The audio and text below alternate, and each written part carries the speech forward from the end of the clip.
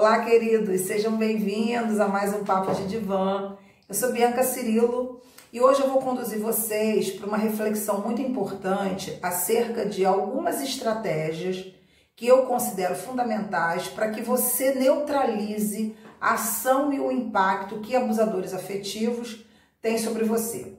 Essas estratégias ou essas orientações, elas servem para qualquer contexto. No momento em que você identifica que você está num relacionamento abusivo, alguma coisa que seja nociva a você, que está trazendo uma carga, no momento em que você começa a praticar essas orientações, existe uma possibilidade de diminuição do impacto, do estresse e, principalmente, a partir dessa aplicação, vocês começam a se preparar psicologicamente para a saída daquele relacionamento ou até mesmo para minimização desse impacto.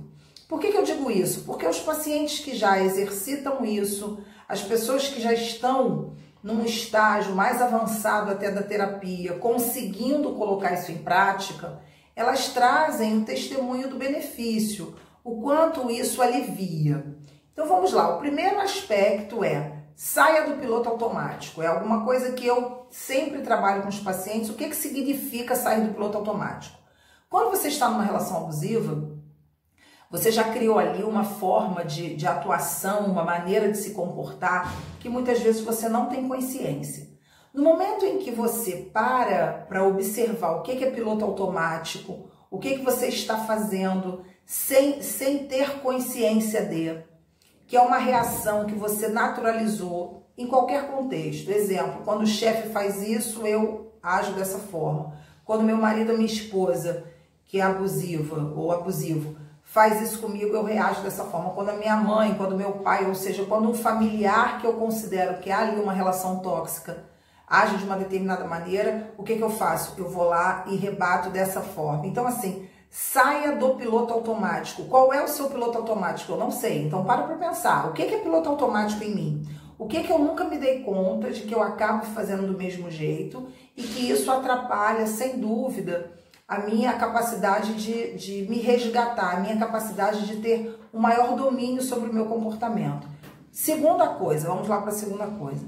Saia de cena do abusador. O que é sair de cena? Ou seja, não responda à provocação do abusador. Isso que eu chamo de sair de cena.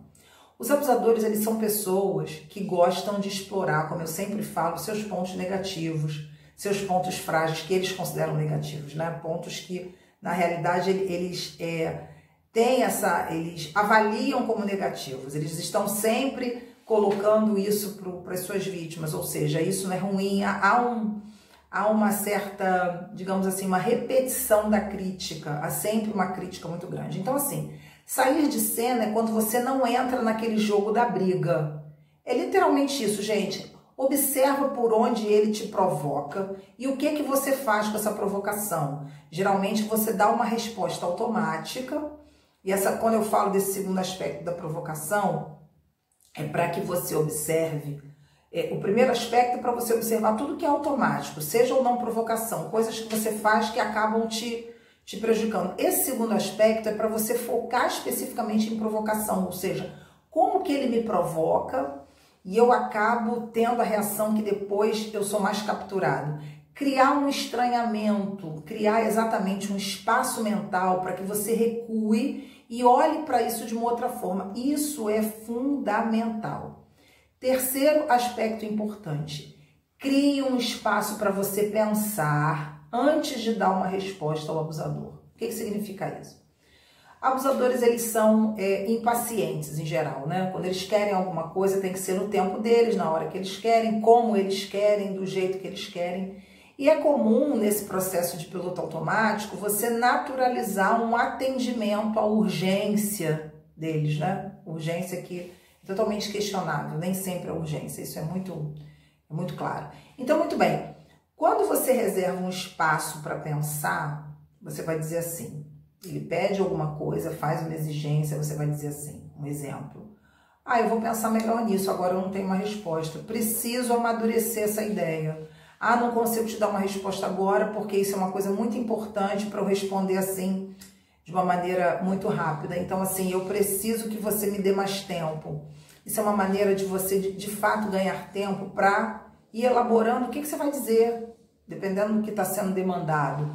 Não precisa atender a essa urgência. Você tem recursos para criar esse recuo, para dizer, não, agora não dá, agora eu preciso pensar mais sobre isso. Ainda estou um pouco confusa sobre isso, ainda não sei o que te dizer, preciso amadurecer melhor para te dar uma resposta mais de acordo. Ou seja, vocês vão saindo por aí no sentido de dizer que naquele momento não dá para você dar aquela resposta, que você precisa, né, ganhar exatamente tempo de elaboração. Isso é fundamental, gente, isso ajuda muito, porque vai dando segurança íntima, ou seja, você para e organiza o que ele está me pedindo, o que de repente no piloto automático eu venho atendendo, mas isso não está funcionando, então como é que eu posso criar um espaço mental para responder de uma outra maneira. Isso é muito, muito interessante. Um quarto aspecto que eu considero também muito eficaz, que vai facilitar para que você não tenha, para que você neutralize, né, esse impacto cria uma estratégia de retirada, ou seja, uma retirada estratégica, melhor dizendo. Você vai se retirar estrategicamente do ponto de vista mental. O que significa isso? Visualiza uma resposta que você queira dar para o abusador, criando alternativas. Por que eu estou falando de visualiza? Qual é a importância disso? Muitos pacientes, quando eu pergunto assim, o que você poderia fazer de diferente nessa situação? Aí os pacientes falam assim, Bianca, eu nunca parei para pensar nisso, eu nem me imagino fazendo de outra forma. Aí é que mora o perigo. Quando você não imagina fazendo de outra forma, ou seja, quando você não consegue fazer essa retirada estratégica mental, ou seja, parar e pensar o que eu faria nessa situação de diferente. Criar imagens mesmo, acostumar a sua mente a pensar em coisas diferentes daquelas que você vem pensando. Quando as pessoas não conseguem fazer isso, fica muito difícil mudar o comportamento, porque você não consegue nem se imaginar, você não consegue nem criar um espaço na sua mente para visualizar um comportamento diferente. Então para pensar, gente, o que vocês podem fazer de diferente?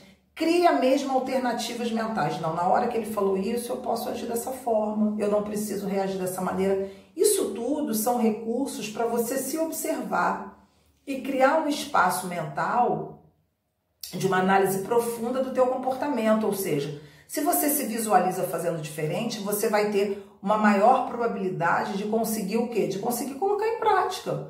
Porque se você não consegue nem se imaginar fazendo, como é que você vai colocar em prática? Como é que você vai conseguir botar aquilo para frente? Então, cria esse hábito. Que novas respostas eu posso dar para essas situações que são situações repetitivas? Como é que eu posso criar recursos outros de análise, né, de comportamentos outros, para que eu atue de uma maneira mais condizente com o que eu quero e, mais importante, gente, para que eu atue de uma forma que eu me sinta tão mais segura, tão em mim, que eu não vou reagir a todas as provocações que ele vem fazendo. Então isso é fundamental. Um outro aspecto importante é crie uma agenda. O que significa isso, Bianca? Toda vez que há uma exigência de um abusador, a tendência da pessoa afetada é estar disponível. Crie uma agenda, gente. Começa também a colocar na pauta as suas necessidades. Ah, eu não posso fazer isso porque eu tenho um médico. Ah, porque eu vou fazer não sei o quê, porque eu vou resolver. Crie uma agenda. Pessoas afetadas por abuso afetivo, elas praticamente não têm agenda, porque a agenda delas é a agenda do outro, ou seja, elas fazem aquilo que o outro quer. Elas estão voltadas para a necessidade do outro. Então, assim, quando você cria uma agenda, você cria um compromisso com você. E você tem uma desculpa, entre aspas, para neutralizar aquele assédio, aquela exigência. Por quê? Porque você vai começar a pontuar com ele coisas que também são importantes para você. Então você vai pensar, não, isso eu não posso fazer agora, infelizmente eu não posso te atender. Mas aí quando você tem uma agenda, você se blinda. Não fica passando aquela coisa da guerra. Não, vou entrar em guerra com ele. Não adianta entrar em guerra com abusadores. Aliás, é o maior tiro no pé entrar em guerra. Você tem que exatamente avaliar todos esses aspectos que eu estou falando para sair do piloto automático, para sair da posição reativa, para sair exatamente daquela coisa de atendimento de urgência, papum, papum, ele fala, você responde, ele pede, você atende. Você tem que sair dessa loucura e começar a neutralizar toda essa necessidade de urgência que ele apresenta, você vai neutralizar com as suas necessidades. E um último aspecto que eu queria colocar aqui nesse vídeo, que eu acho o melhor de todos, eu deixei por último, porque eu acho assim fantástico, porque é esse que realmente traz uma eficácia muito grande, gente, devolva a responsabilidade para o abusador. Vou dar um exemplo. Ele pergunta para você se ele deve fazer o curso tal ou o curso tal. Aí você diz assim para ele, olha, eu não sei, eu acho melhor você pensar, porque é uma coisa para a sua vida. É algo que você tinha que decidir, isso é muito importante. Eu não me sinto capaz de opinar na sua vida, eu não me sinto capaz de dizer isso para você. Porque quando você fala assim, eu não me sinto capaz, você já faz aquilo que ele quer, né? Que é te rebaixar. Inconscientemente, essa frase, eu não me sinto capaz, já atende uma necessidade inconsciente do abusador de te colocar para baixo, porque ele te vê incapaz mesmo, né? Ele está sempre te rebaixando. Então, quando você diz isso, olha, eu não me sinto capaz. Em alguns momentos, é uma coisa importante também falar, em alguns momentos você vai perceber claramente que ele não vai deixar você decidir, né? Dependendo das circunstâncias, aí você vai analisar o seu caso. Você vai observar que ele quer exatamente decidir por você. Ele vai determinar, né? Ele mais do que decidir por você, ele determina o que ele quer. Mas em outros momentos, ele vai te perguntar o que você acha.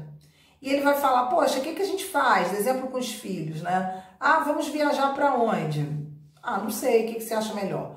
Por que eu estou dizendo isso, de devolução da responsabilidade? Porque os abusadores, eles não gostam de assumir responsabilidade nenhuma. Então, quando eles fazem uma escolha e aquilo dá errado, ele vai justificar dizendo que ele só escolheu aquilo porque você obrigou isso, aquilo, outro. Então, assim, isso é a historinha mais comum, né, nessa prática aí, nessa lógica abusiva de relacionamentos. Então, assim, gente, observa, devolve a responsabilidade. Pergunta o que ele quer. Algumas pessoas falam assim pra mim, ah, Bianca, mas se eu fizer isso, toda vez a gente acaba não decidindo nada. Ok, em alguns momentos vai ter um ônus, né, vai ter um peso. Mas com isso você vai exercitando, isso que é fundamental, gente, estou aqui pensando. Com isso você vai exercitando a sua retirada, que é uma retirada estratégica mental, né? Você se visualizar pensando de um outro jeito, e uma retirada afetiva de se acostumar a não mais se comportar como se fosse responsável pela relação. Quando você exercita a devolução de responsabilidade, você tem mais elementos e mais condição de parar e pensar, o que eu preciso fazer agora, né? O que é importante nesse momento, a partir do momento que eu começo a me retirar, que eu começo a sair do piloto automático, que eu começo a pensar de outra forma, que eu começo a me visualizar tomando novas atitudes, que benefícios isso traz para você? Os pacientes têm colocado que há um alívio, principalmente quando você para de ser reativo, porque a provocação, né, o segundo aspecto que eu falei, a provocação, ela geralmente, ela vai ferir a sua dignidade, ela vai ferir, vai te culpabilizar. Então, a tendência quando o abusador faz uma crítica é você se defender. Até porque aquilo já está montado no relacionamento nocivo. Então, o que você precisa fazer? Observe os sentimentos que ele te provoca dentro desses aspectos que eu falei aqui e começa a trabalhar-se para apresentar novas atitudes. Porque isso, gente, aciona tudo isso que eu falei aqui para vocês, aciona os pontos fracos de um abusador, que é a perda do controle. Quando você começa a fazer essas retiradas, quando você começa a dar esses recuos, quando você começa a fazer exatamente, criar esse espaço mental para pensar em novas ações, para perceber o que você vai falar, o que é melhor ou não, ele começa a perder o domínio, porque abusadores afetivos precisam do seu descontrole. Gravem isso. É a última questão, assim, nessa reflexão de hoje. Abusadores afetivos precisam do seu descontrole para eles terem poder. Se você não se descontrola, se você não entra naquela pilha, o que vai acontecer? Eles vão perdendo espaço, eles vão mudar as estratégias, claro, mas para isso vocês vão ter que estar atentos. Ok, gente? Então, assim, parem para refletir. Eles se alimentam psicologicamente do seu desequilíbrio.